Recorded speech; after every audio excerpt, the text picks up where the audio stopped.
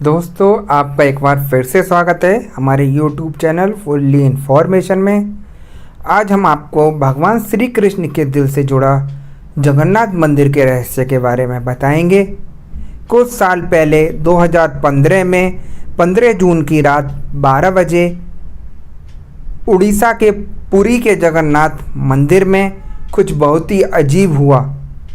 इस घटना ने इतिहासकारों को ध्यान देने और यह देखने पर मजबूर कर दिया कि छोटे से शहर में क्या चल रहा है। मंदिर क्षेत्र में ही नहीं, पूरी शहर में बिजली गुल हो गई। क्यों?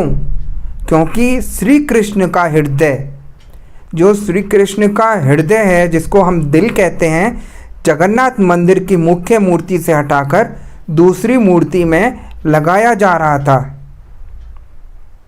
नहीं, मेरा मतलब कृष्ण के हृदय से आध्यात्मिक या रहस्यमय तरीके से नहीं है। मेरा मतलब शारीरिक रूप से है। कृष्ण का वास्तविक हृदय वहाँ संरक्षित है, लेकिन 5000 साल तक दिल को मूल स्थिति में कैसे रखा जा सकता है? क्योंकि यह एक बहुत ही प्राचीन उपकरण है।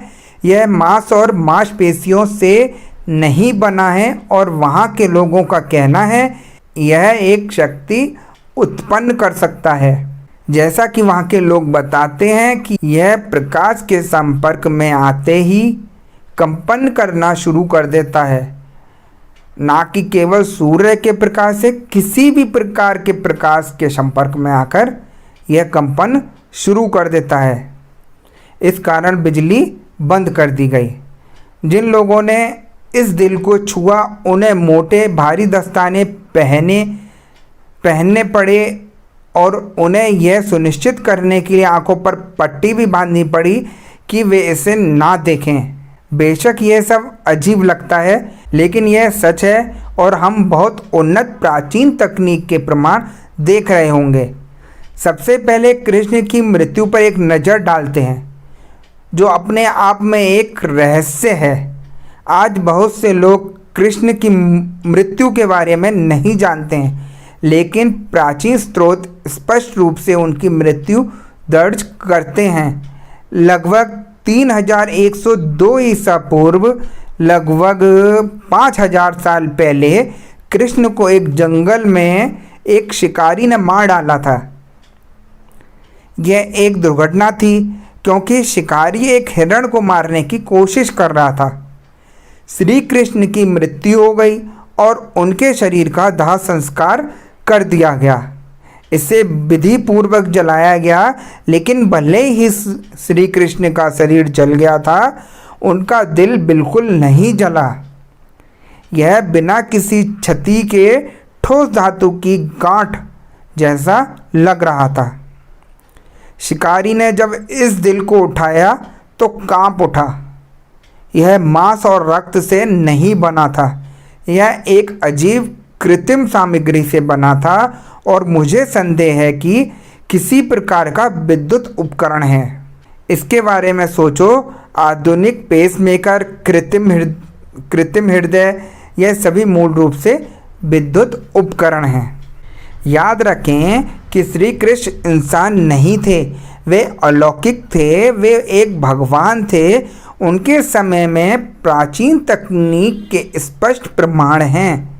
वे बिजली का उपयोग कर रहे थे, वे बैटरी का उपयोग कर रहे थे, जैसे मैंने पहले भी एक वीडियो में प्रदर्शित किया है।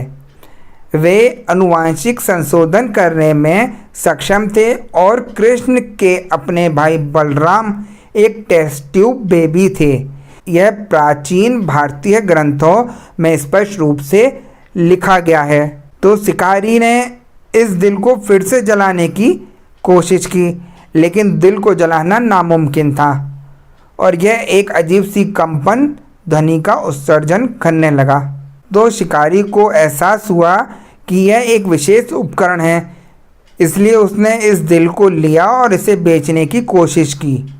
क्योंकि यह बहुत ही अजीब लग रहा था, इसलिए उन्होंने पूरे भारत की यात्रा की, लेकिन किसी ने उन्हें छुआ तक नहीं और अंत में उन्होंने हार मान ली और उसे एक लकड़ी के तख्ते पर रखकर नदी में छोड़ दिया और इसे प्राचीन शहर पुरी में उठाया गया। जब पुरी के राजा को पता चला कि यह श्री कृष्ण का दिल है तो उन्होंने एक मूर्ति बनाने का फैसला किया और इस दिल को उस मूर्ति के अंदर रख दिया। यह मूर्ति पुरी मंदिर में जगन्नाथ मूर्ति के नाम से जानी जाती है। मूर्ति के अंदर श्री कृष्ण का हृदय अभी भी है।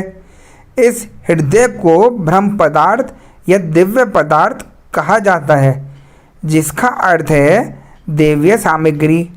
लेकिन यह अजीब हिस्सा है, हिंदू मंदिरों में लगभग सभी मुख्य मूर्तियां धातु या पत्थर से बनी होती हैं, लेकिन यह मूर्ति लकड़ी की बनी है। आप लोग जानते हो ऐसा क्यों?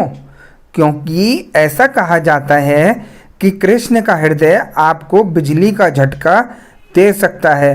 ये आज भी बिजली के झटके देता है और यही कारण है कि जगन्नाथ की मूर्ति धातु या पत्थर से नहीं बनी है, क्योंकि धातुओं और अधिकांश पत्थरों में उच्च चालकता होती है, लेकिन लकड़ी बिजली की कुचालक होती है।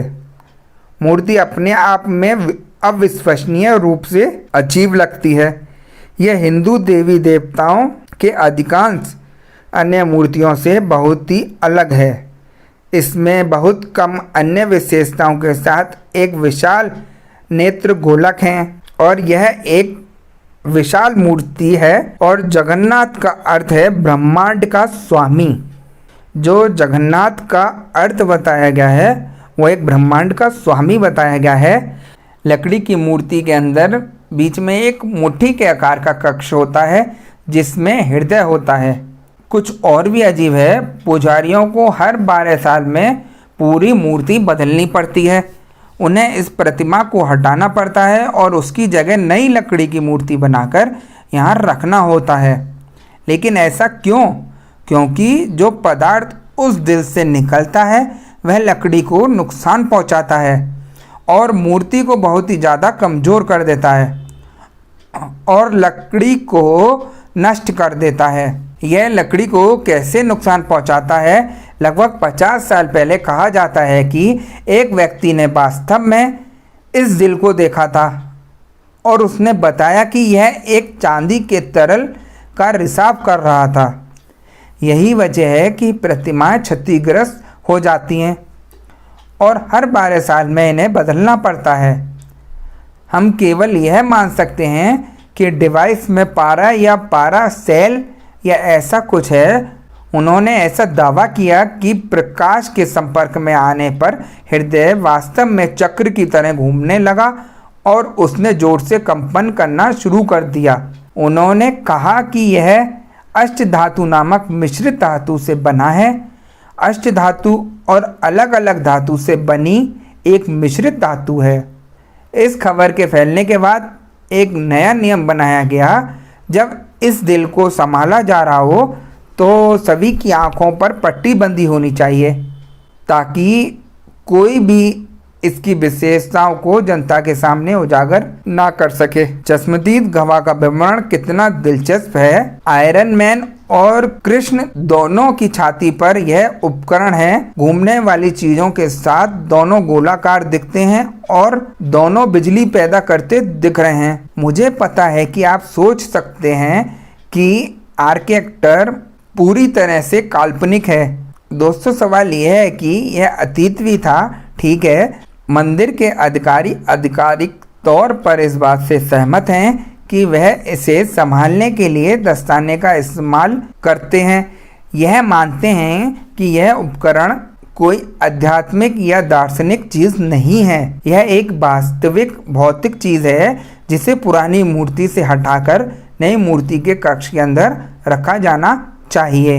उन्हें इस कार्य को पूरा करने के लिए बिजली बंद करनी होगी और सभी लाइटें बंद करनी होगी और उससे सक्रिय होने से पहले उसे अंधेरे में स्थानांतरण करना होगा। इसका मतलब यह है कि उपकरण प्रकाश द्वारा संचालित है। मुझे पता है कि हम हमेशा सौर ऊर्जा के बारे में सोचते हैं, लेकिन वास्तव में यह तकनीक दूर नहीं है। जहां हम किसी भी प्रकाश स्रोत से बिजली का दोहन कर सकते हैं। हमारे पास यह तकनीक पहले से ही शुरुआती चरणों में है और यही कारण है कि पूरी जगह को बंद करना पड़ता है, क्योंकि अगर कोई रोशनी होती है तो इस उपकरण के सक्रिय होने का खतरा होता है। यह क्या है हम नहीं जानते। यह निश्चित रूप से किसी प्रकार का रोटर तंत्र, टरबाइन, जनरेटर, कुछ ऐसा ही है, हम जानते हैं। भगवान श्री कृष्ण रोटर तत्व के स्वामी थे, ठीक है। उन्हें चक्र नामक एक हथियार का इस्तेमाल किया। यह एक बहुत ही उन्नत उपकरण है। मंदिरों में संरक्षित मॉडल है जो काफ़ी प्राचीन है। यह प्रारंभिक मॉडल 11वीं सदी का है और यह 1000 साल पुराना है। यह चक्र का सिर्फ उद्यानी मॉडल है और चक्र भी प्रकाश द्वारा संचालित था। और अगर हम उड़ीसा के पुरी के जगन्नाथ मंदिर में जाते हैं तो आपको मंदिर के मीनार के शीर्ष पर एक मॉडल चक्र मिलेगा। बाकी मैं आपको बता दूं कि मंदिर के अंदर का कोई भी फुटेज नहीं दिखाया जा सकता, क्योंकि वहां फोटो लेने और वीडियो बनाने की इजाज़त नहीं थी। तो वास्तव में पुष्टि करने का कोई तरीका नहीं है कि हृदय कैसा दिखता है और यह किससे बना है। मुझे ये सारी जानकारी वहाँ के स्थानीय लोगों और इंटरनेट से प्राप्त हुई है। मुझे विश्वास है कि कृष्ण के हृदय का रहस्य एक दिन जरूर खुल जाएगा और हम इस प्राचीन यंत्र को देख सकेंगे। आप क्या सोचते हैं कि भगवान कृष्ण का हृदय उनके शरीर के अंदर प्रत्यारोपित एक उन्नत उपकरण था या एक साधारण वस्तु है? मुझे अपने विचार कमेंट सेक्शन में ज़रूर बताइए। अगर आपको हमारी वीडियो अच्छी लगी तो हमारे चैनल को लाइक और सब्सक्राइब जरूर कीजिएगा। मैं अगली वीडियो लेकर दोबारा मिलूँगा आपको दोस्तों। धन्यवाद।